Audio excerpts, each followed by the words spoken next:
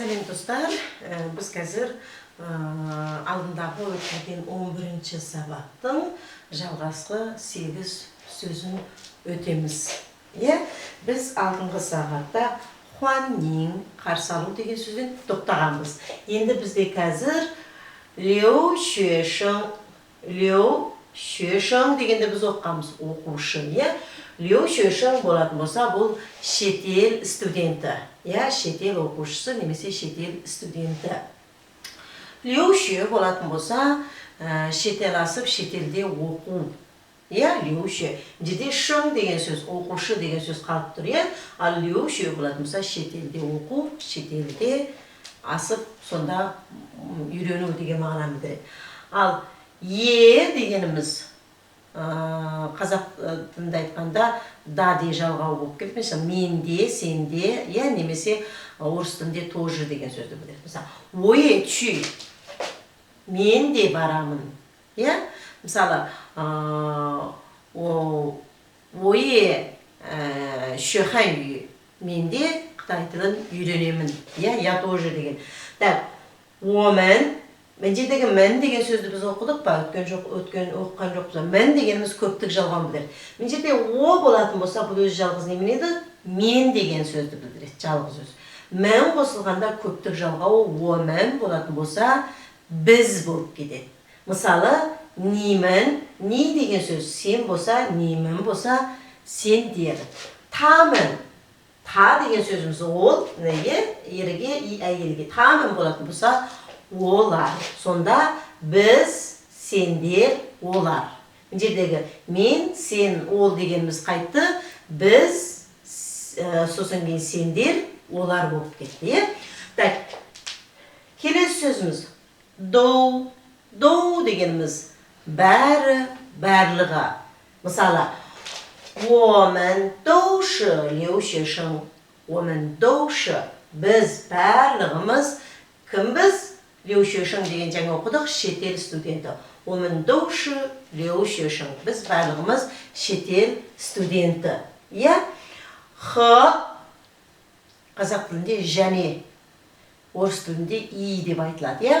我和你, мен және сен. Және. 张东和天芳都是留学生. 张东және天芳екеуі де шетел студенті. И деп, және. Ля, екеу, екі деген мағына білдіреді. Бұл адамдар арасында қарым-қатынаста қолданылады. 我们ля, біз екеуміз. 我们ля, біз екеуміз. 我们ля. Біз осы екі дегеннің біраз түрлерін оқыдық. Есімізде бар ма? Екі деген кәдімгі арды оқыдық. Ляң үлкен цифрларға қолданылатын екі. И, ля. Бұл адамдар арасында қолданылатын қарым-қатынасқа қолданылатын екі. Сонда бір, екі дегеннің үш түрін көріп тұрмыз. Ар, кішкентай цифрларға қолданады.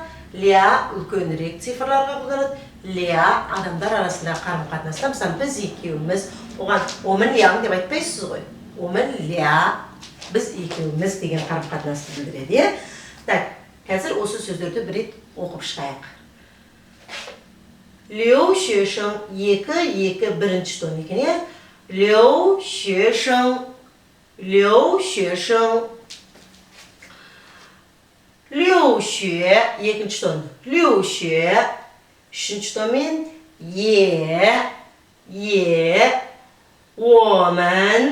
Омен, нимін, тамын, доу,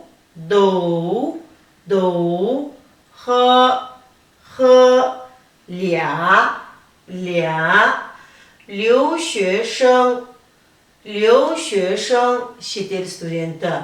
Леу ше, шетелде оқу. Да де жалғау, немесе тоже. 我们, біз. 你们, сендер. 他们, олар. доу, доу, барлығы, х, және, ля, кісіге қолданатын көмекші сөз. Енді арғырай жалғасты, екі сөз қалды, қазір сол екі сөзді жазайын.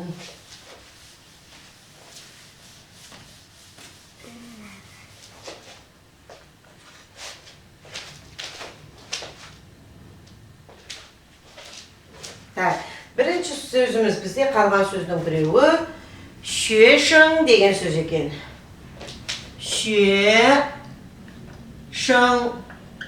Шешің деген сөзіміз оқушы, жәнегі леу шешің дегендегі ше, үйрену, шыңцы дегендегі шың, шешің оқушы, я шың пехың, хың, шоу, хың. Шешің, жаңа үйрендік, леу шешің шетел оқушысы, и шетел студенті деген мағынада. Келесі, мейшін ма? Ештеңе етпейді. Ештеңе, оқасы жоқ қазақша айтқан кезде. Мейшін ма?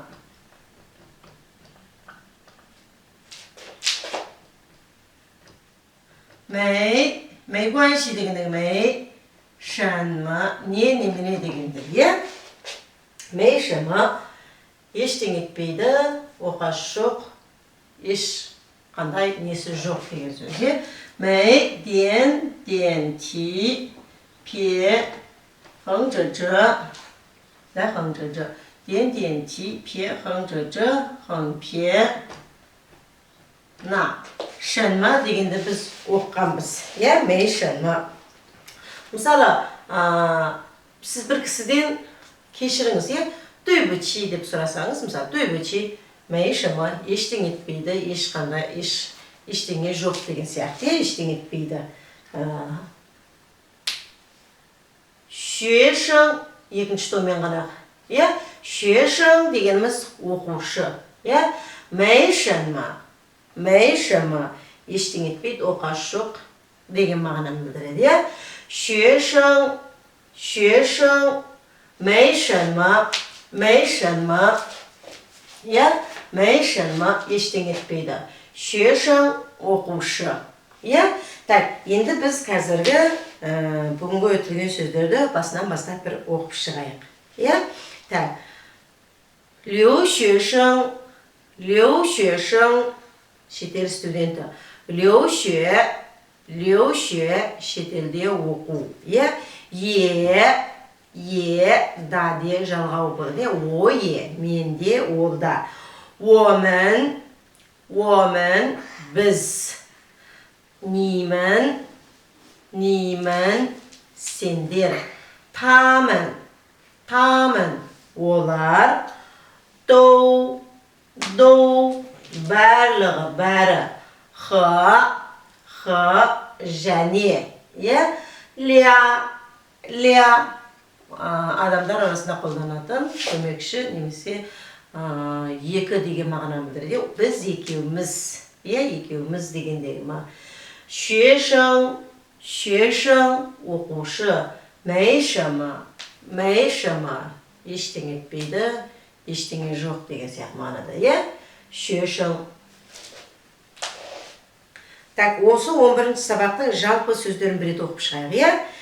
Мишу, сен, 介绍一下为教授、校长欢迎留学生留学，也我们、你们、他们都和俩学生没什么。Міне бұл толығымен осы 11-ші сабақтың барлық 16 жаңа сөзі өтілді.